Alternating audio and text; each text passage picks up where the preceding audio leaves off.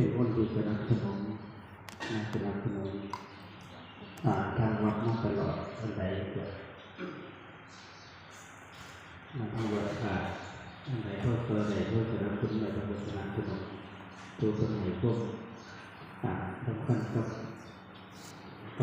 ป่าดีมาอยู่เลยไปเมื่อวานเป็นมั่งก็เลยให้ธรรมะทุกน้อยเป็นเสียมือแรกก็สวดอภิธรรมของตัวเองเหมือนที่สองมีสวดมีมองใจคุยธรรมะเลยธรรมะจะน้อยเกิดไปเป็นธรรมะเป็นธรรมะเป็นกัลยาณมิตรกับคนคนจะฝึกเพื่อจะเป็นนักขึ้นมาอย่างมันเป็นเรื่องที่บอกพุทธเจ้าว่าก็ไม่เห็นของเดียวหรอกในโลกมันก็ไม่เห็นของเดียวไม่เห็นที่ผลของมันเป็นอะไรเพื่ออุปทานปัญหากันเพื่ออุปทานปัญหากันเลยเพื่ออุปทานปัญหากันบางทีอาจจะเกิดเป็นพ่อเป็นแม่เป็นลูกกันมากเพราะเคยเกิดเป็นกษัตริย์ก่อนเคยเกิดเป็นแม่เป็นลูกกันมากเพราะมาจากนี้มาเห็นเราเลยไม่ดีพ่อแต่ที่จะให้จะเย็นนักแต่ที่จะได้ออกมาบัดเลยต้องคิดผลว่ามันยากว่ามันไม่อยากอะไรถึงว่าทรงเขาทุกหมื่นมันไม่ธรรมดามีอะไรมันพวกเจ้ามาเป็นเรื่องกลับเป็นเรื่องแรกอีกก็เดี๋ยวคนเก่ามาฆ่าคนนึงไปบินบาทใช้ก็บ่ค่อยได้อาหารบินบาทได้ก็อิ่มวดอิ่มไปแต่ละหน่อยแต่ถ้ากลับมาอยู่หมู่บ้านแล้วรู้สึกว่าญาติโยมคนเอาใจใส่ญาติโยมเอาใจใส่พากันมาเอาอาหารมาถวายนั้นมาให้อันนี้มาให้อุดมสมบูรณ์ผมก็เลยว่าพูดแล้วก็เลยว่าตะกอนคนเคยไปแล้วเคยกินหรือไม่กินเศษอาหารที่มันติดข้างนี้เอาแต่ว่าเขาใช้บดตัวที่วนไปแต่ว่าไม่เศษอาหารติดข้างเนี่ยผมน่าต่อยถุยลูกอะไรหมดมันกินเพราะว่าขณะนั้นอันนี้สงฆ์นี่ว่าทุกเศษอาหารเป็นอะไรหมดถึงมันเศษอาหารบ่หลายแต่ว่ามันก็เลยกินเศษในกินคนไปได้ว่าเป็นนี่มีสงฆ์เยียว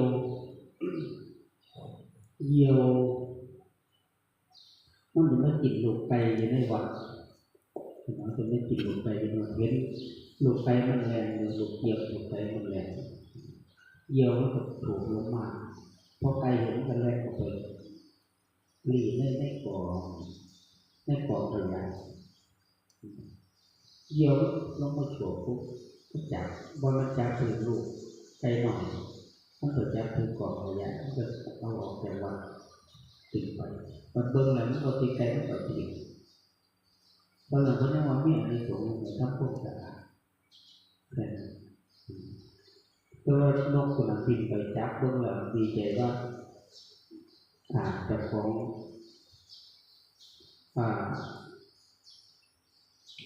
ดีเลยว่าจะของไหนแต่ว่ามันก็ไหน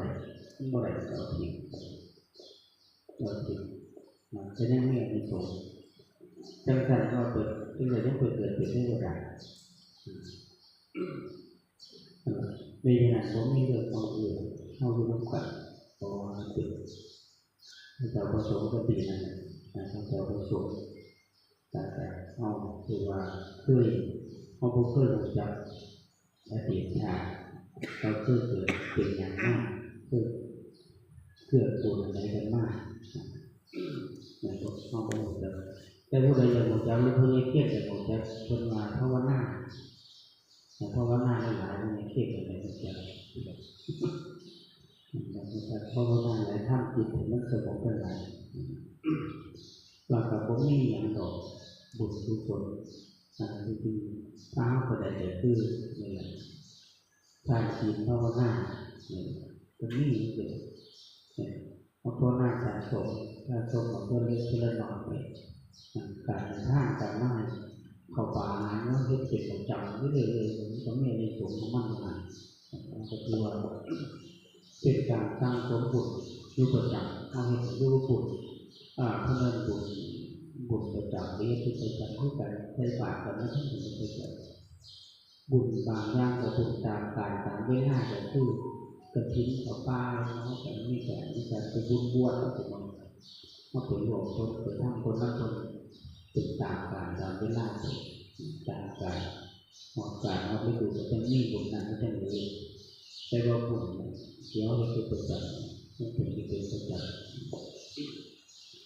แต่ว่าบุญนั้นเดี๋ยวว่าบุญหลายที่สุดหลายอยู่คือบุญต่างๆเพราะว่าที่เหมือนบนโลกนั้นแต่จริงๆบนโลกนั้นแต่ตรงนี้ก็ปัจจุบันเห็นข้อคิดเห็นอารมณ์คนโลกทุกหรือทุกเกิดที่ในปัจจุบันมันนานกว่าทุกหรือทุกเกิดที่ในปัจจุบันเราเห็นอดีตเราก็ทุกเรื่องอดีตปัจจุบันเราเห็นเราเกิดคิดเรื่องอนาคตเราเกิดแต่งงานกันเลยเห็นนั่นนี่ทุกเราเกิดถูกเรื่องนั้นเลยเป็นอีกเรื่องทุกเรื่องมันเกิดในปัจจุบันมันเกิดในปัจจุบันเนี่ยการสร้างสมบูรณ์บกแปดเป็นผู้บาดใหญ่เพิ่นเรียนพระพุทธเจ้าก็เรียนแต่ผู้บาดใหญ่เพิ่นเรียนเพิ่นแต่งผ้าเลยผ้าท่านผ้านี่แต่ว่าคิดเห็นว่าจะเขาจะไม่ได้ตรงนี้ไม่ได้มองเห็นจะไปผู้โดดไปทางจะไปศึกษากับผู้บาดใหญ่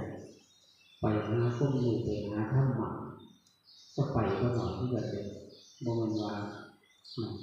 บนเป็นเกียรติบนคนบวชผู้บวชคนว่าบวชมีสบายแต่ยิ่งไม่ออกวายบวชมีสบายเป็นอย่างนอนเล่นกันนอนอะไรเจ็บนอนเล่นกันนอนได้กันนอนอะไรแต่ผมไม่สบายนะว่าผมว่านอนมันไม่ได้นั่นล็อกตัวเหตุที่ยังผมไม่คืนแต่ของผมไม่สบายเลยแบบผมไม่สบายแต่ว่าผู้หญิงเขาปวดคือใช้ทั้งมาเป็นการฝืนกระแสฝืนโลกฝืนพวกมันสิอยากไปก็ได้ไปมันไม่อยากกลับแต่อยากร้องก็ได้อยากไปก็ได้ไปอยากกินก็ได้กินอยากนอนก็ได้นอนมันว่านอนหน้าคนเด็กยินเท็จบอกว่าเฮ็ดที่ยังไปเฮ็ดงานได้ยังไปอยากนอนก็ได้นอนจนป่วยขนาดที่ยิ้มก็ไม่หนาทีต่างกันบวชมันจะสำคัญก็สนับสนุนดูคนมาสนับสนุนดูว่าพระบวชจะดีเน่บวชจะดีเมสซี่ของบวชจะดีหรือเมสซี่ยังขาวผู้พ้นบวชแล้วคนบวชแล้วเขาจะมากกว่าเพื่อนปฏิบัติแต่เมื่อเราศึกษาตนจะเช่นในสังคมตะบวชใหม่ผู้ที่คนบวชเก่าแล้วคนเคยบวชมาใหม่คนหรือคนอยากมาศึกษาก็มาศึกษามาอยู่มาปฏิบัติน้องคนถ้าจะรีบใช้สื่อสารแล้วไปอยู่น้องก่อนใดเป็นธรรมดาถ้าเคยบวชเคยน่าจะดีหรือว่าผู้ใดอยากลองบวชก็ได้ไม่ได้มีอย่างไรเพราะว่าจะบวชพระบวชแม่บวชเมสซี่หรือแม่แก่ผู้ที่จะมาปฏิบัติธรรมมาคุยธรรมะมาสนทนาธรรมมาอยู่ปฏิบัติธรรมเป็นอยู่แบบพื้นขึ้นแปดธรรมดาอยู่ปฏิบัติธรรมขึ้นแปดมาอยู่ประวัติมาปฏิบัติคือประวัติมาบนไม่สิ่งละที่แบบน้องของเราเอาทุกคนถึงมาไหนเอาตามพวกตามหาที่เปิดโอกาสให้คนมาศึกษาธรรมะทั้งวัดผู้บาอาจารย์หลายๆวัดเพื่อเปิดโอกาส ก็จะเป็นโยมของมาอยู่มาปฏิบัติมาบนถือศีล5ถือศีล8แล้วแต่มาอยู่วัดจากที่แรกก็คือศีล5ไปถือศีล5แล้วจะยกยึดจะฟ้องรักหรือรักนี่ก็ถือศีล8ถือศีล8นั่นแหละจังคนยังเกี่ยงอยู่มาอยู่ที่แรกก็คือถือศีล5ศีล5ก็ไปถือศีล8ถือศีล8ถือศีล8แล้วให้จะบวชก็บวชได้ที่ยกและการจิตเป็นไปเลยแต่พอได้แต่พอเป็นนั้นต้องดูเลยใช่ไหมแต่ตั้งหนักแต่ชื่อนั้นนี่เป็นคนท่างเป็นคนท่างเลยปากที่ห้องจะเดินแต่เดินเลยฉันได้แต่ตั้งหนักพวกจังหวะนั้นมีอะไรแต่ตั้งหนักแต่ถ้าห้องนี้มีโอกาสจะเดินเลยศึกษาอยู่แต่ห้องบนเดินห้องเกิดแต่ยังบนเลยท่านในเดินเดินท่างแต่ยังไก่ยังท่างนะมีนั่นอาจจะประกาศนั่งประกาศนะครับห้องว่าห้ามีอย่างโน้มก็ดีนะผู้บวชมาศึกษาบวชมาศึกษาเขาสั่งวัดมากต้นมากปฏิบัติธรรมมาศึกษาธรรมะมาส่งเสริมพุทธศาสนามารักษาพุทธศาสนาโดยการมาบวชมาปฏิบัติเนี่ยบวชภาคปฏิบวชเน่นก็ดีบวชที่บวชเขาคือขึ้นไปก็ดีคือเป็นการสนับสนุนเป็นการสนับสนุนพระพุทธศาสนาคือกันบุญมากเปิดมาศึกษาเขาก็เปิดโอกาสให้เขาก็ดูจากวัดมาเปิดมาอวดว่านี่ปวดในนี่สลาในนี่สมัยหนึ่งของห้องว่าฝากตามแม่ท่านผู้วางใจบวชเพื่อช่วยคนมากปฏิบัติท่านปฏิบัติท่านช่วยกันรักษาพุทธศาสนาโดยการปฏิบัติท่านโดยการสื่อหรือรักษานั่นเกิดเป็นไรซอยกับไหนพุทธศาสนาให้มีพระให้มีเนตรให้มีเมซี่แต่ไม่มองใดไม่มีพระไม่เนตรไม่เมซี่นั่นก็คือเราศาสนานั่นจะเริ่มแต่ถ้าพระบ่มีพระบ่มีเนตรศาสนามันสั่นลงแต่มันเหมือนพระมันเนตรแต่ไม่ตะวันบ่มีพระไม่เนตรคือผู้ใส่บ่มีผู้รักษาคือว่ายากคือว่าลำบากศาสนาก็สั่นลงแบบนั้นเพราะเอาเป็นแต่ว่าจะเริ่มก็จะเริ่มเอามีพระบ่มีพระมีผู้รักษาศาสนามีพระรักษามีการรักษาเพราะคนคนนั้นเพราะโดยมองมีพระไม่เน้นรักษาศาสนาดูว่าคือว่าอยู่ดีที่จะดูว่าจะเริ่มแต่ถ้าผมมีเพื่อสมมติไปเรื่องเกี่ยวกับแต่เป็นธรรมดาของสัตว์มีเกิดการเกิดไปดีนั่นประกาศไปเรื่องบ้านจะนั่งอะไรบอกคือว่าต้องนั่งผู้ใดคนไหนนอกจากผู้ปฏิบัตินอกจากเลยหลักเรื่องนั้นก็เพราะว่าพี่โยกดวงตามันเกิดขยายภาษาแนวทางคือดวงตาเป็นสิ่งของคิดเพิ่มแต่คือที่ขยายที่ให้ถ้าคือที่ปีนี้นะเราพบประมาณที่เขามีประมาณ30 ไหล30 ไหลคนบอกให้กุฏินั่งหลอกบอกให้กุฏิไปใจกันถ้าอยู่ไปกันก็คุยกันเสียงดังล้ำข้างกันต่างคนต่างดูต่างคนต่างปฏิบัติผู้อยากปฏิบัติลุกมาต่อได้เลยนั่งแล้วนั่งที่แต่ลุกมานั่งได้แล้วปฏิบัติตอนไหนจะได้ที่เขาไม่ดูมาปวดแต่เราดูใกล้กันคนนึงลุกคนนึงนั่งบางทีเดือดปวดก่อนเนี่ยเป็นอย่างที่เป็นหายแย่ทุกทีมีวิธีการนั่งลงตาอะไรในเจ็บทุกทีคนละรอบละไปหักไปดูไม่มีที่แบบไม่มีที่ไปดูจะโต้ไม่มีที่ไปดูนี่ส่วนใหญ่เป็นในส่วนใหญ่ในปฏิบัติในทางที่ห้องใน